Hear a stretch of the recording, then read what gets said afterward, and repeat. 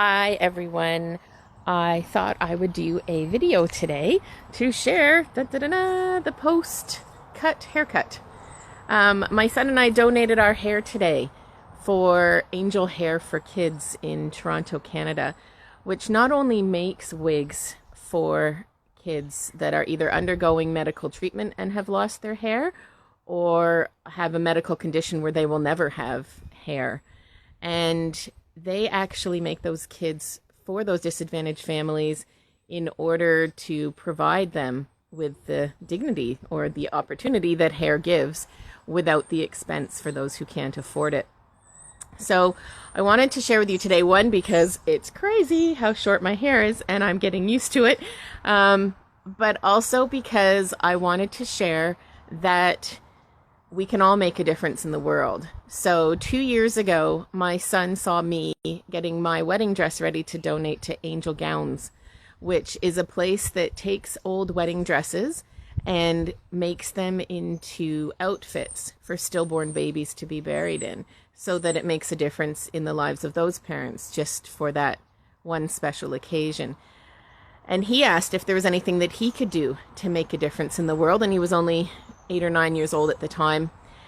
And we looked at lots of different options, and he came up with hair donation. So he started growing his hair out from almost nothing, shaved head. And here we are 2 years later, and he's got 30 centimeters, which we just chopped and donated, and he's back to shaved head. And about halfway through him growing it out, I realized that he was serious about it. He was going to follow through with it. And he inspired me. So I decided to grow my hair out and donate today as well. So you don't know what you're going to do that's going to inspire others. And I think that's really important, to think that anyone can make a difference. Any small action can help somebody else, and even some slightly bigger actions. There's always something that each one of us can do. The other thing I wanted to share was there were so many lessons that we got out of this experience. And one of the biggest lessons for my son and I was just how much people judged him according to his longer hair. Now, he had elderly relatives criticizing him for having long hair, seeing as he was a boy, and criticizing me as a parent for allowing him to grow his hair out, like it's not his head, his choice.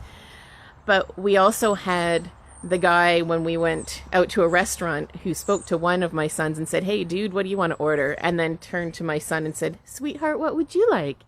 Thinking that he was a girl. So I also would invite everyone to just think about how we judge people based on their appearances, based on the lifestyle they lead. There's so many things that we choose to identify with either certain genders or certain types of people.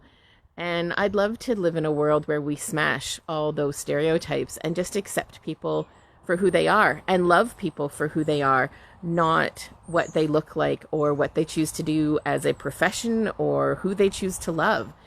So that was a big lesson for us, is how people look at us differently. And I gotta admit, I had one of those moments towards the end of the haircut, because I've never had my hair this short before, thinking, I wonder what people will think of me.